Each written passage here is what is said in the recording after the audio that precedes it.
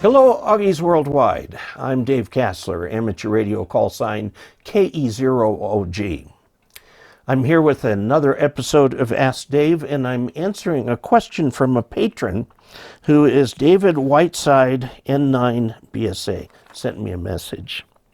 Now, he mentions at the beginning, he said he asked a few months ago about taking something here and doing something with it. And I want to address that. I'm the better part of 800 emails behind on the ham radio answers part. And the questions from Patreon actually come into my main email account, and I'm trying to be better about that. If you're a patron, you know, you're providing support to this channel on a continuing basis, and I will give your questions a priority.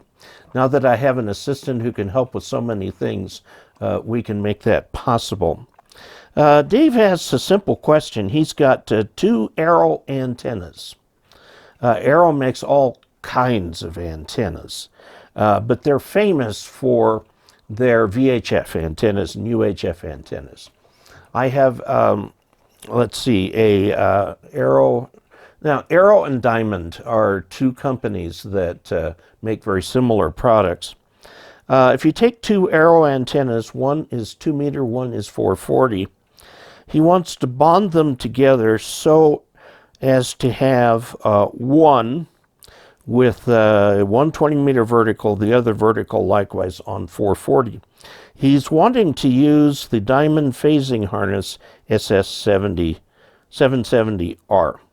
Now, I looked that up, and the problem with the phasing harness is that it phases 2 antennas on the same band.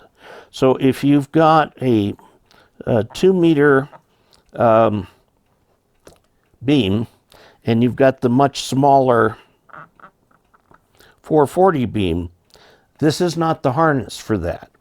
This harness is for taking 2 beams that you've got connected to the same, connected to each other by some sort of non-conducting material, and pointing them in the same direction to get more directionality, and it will give you more power in that direction. And the feed points usually here, and so the phasing harness will give you, I'm not sure if it's a half wavelength or a full wavelength in the phasing there. And that's meant for 2 meter antennas or 2 UHF antennas. And it's the same harness in the case of the 70 centimeter part. The harness used a different part of the harness to do that. Now let me tell you how you can do that. Okay, let's put our 2 meter beam here, and now this is the way I've done this in the past. This is up on a pole, and then down on the pole I have a UHF. It's actually a 10 element UHF antenna, okay, and they're each fed separately. Now the way I have them now, the coaxes come like this. This coax comes into the house, and this coax comes into the house. Okay, so it's a little bit of a royal pain because I'm using 2 lightning arresters, okay, and I only have 6 ports into the house. I'm going to fix that someday, but I've got 6 ports into the house. And so I'm using 2 of them for VHF. Enter MFJ. This is something that's been around for quite a while. This is a duplexer that you can use for 1 radio, 2 antennas, or 2 radios, 1 antenna. If you have, and let me show you what that means. So if you have a radio that is a dual bander, like I do, okay, get that focus there, okay. So if I have a radio here, and a radio here, and this is 2 meters, and this is 70 centimeters, these go into the MFJ MFJ-916B duplexer. Okay, they go into these two right here. And then out this side, you go to a dual band antenna. Okay, and these can be used by different people at the same time. Okay, and that's what the duplexer is for. It can also work the other way, which is the way I'm going to use it. This way, where you put one radio that's 2 meter, 70 centimeter, okay, in here, and then here, let's see, this is where you put the 70 centimeter antenna, and this one is where you put the 2 meter antenna.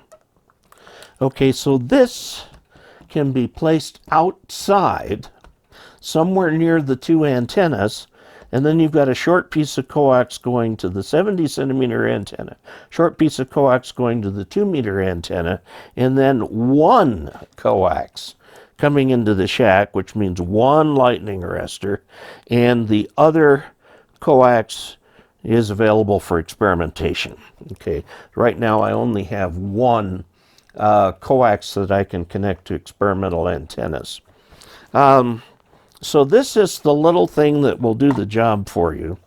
It's an MFJ 916B duplexer, okay?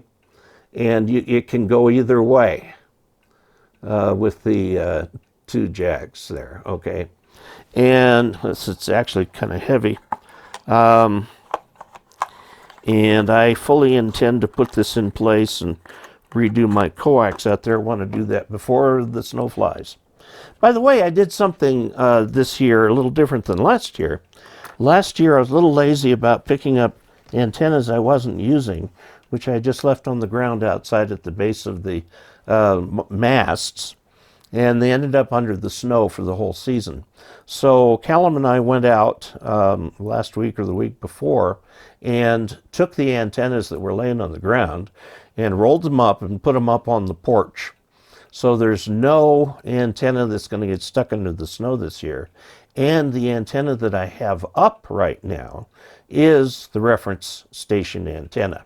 So I can use that for demonstrations and things like that. So David, I hope that N9BSA, I hope that answers your question. These phasing lines are not cheap. They're $74.99, so $75. I think this is less than that. So let's find out what it is, okay? Let's see, MFJ Enterprises. And we'll search for MFJ-916 Bravo. MFJ-916 Bravo. It's $40. $40 for this. So it's half the price of the phasing cable. And you can put your antennas a little bit further apart, spread them out on your masts the way that you like. This will save you money, and you'll get what you want. So David, thank you first for being a patron of this channel, and thank you for your question, and also thank you for your patience. It'll take me forever, but I will get through that pile of questions. The thing is about that pile of questions is it keeps growing. So I had a video up a month or so ago on how to get a hold of me. And the way for questions is hamradioanswers@gmail.com. Or, now that I have the column in QST, you can do Ask Dave, no hyphen, at arrl.org. Okay. And that comes into the pile to be considered for the monthly column. And some of these videos that I just made today are questions that were not picked for the column. and I think I've gotten through most of them here. And I'm also going to make some videos for those that I did pick for the column so that the ARRL can attach those to the digital magazine. Okay, so that's coming up. Now, one of the problems with sending them to the ARRL.org address is I'm about to submit the column. Here it is. It is August 30th. It's August 30th. And the column I'm submitting will appear in the November QST. So it takes a while to get through. And I can only answer about 4 questions in there. So I'm trying to take the rest and make videos out of them. I can do 1 video a week. So that, or I'm sorry, 1 video a day.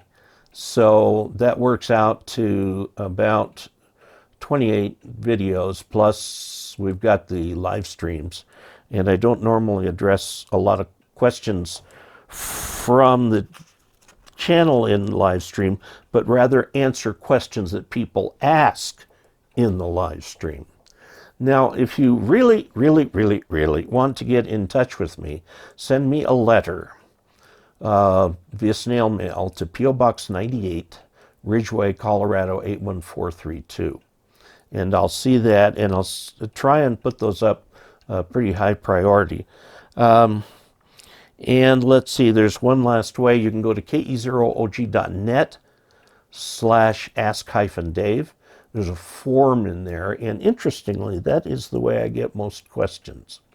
That will go into the ham radio answers pile, and I will try very hard to get it.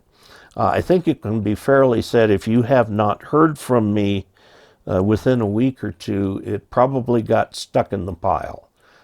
So I don't advocate asking me again and again. If you don't get an answer, send me a letter, okay? And we'll try and get something for you. I really value the Augies, who are my subscribers. I really value the readers of QST, who seem to really like my column, and I hope that we can keep going that way. So there you have it. As I mentioned, David is part of Patreon. So if you would like to help support this channel, you may do so by going to dcasler.com/support and picking a way that you find most helpful. And Patreon is one of the options. Please also subscribe and click the bell and click like, and don't forget to comment. So until we next meet, 73.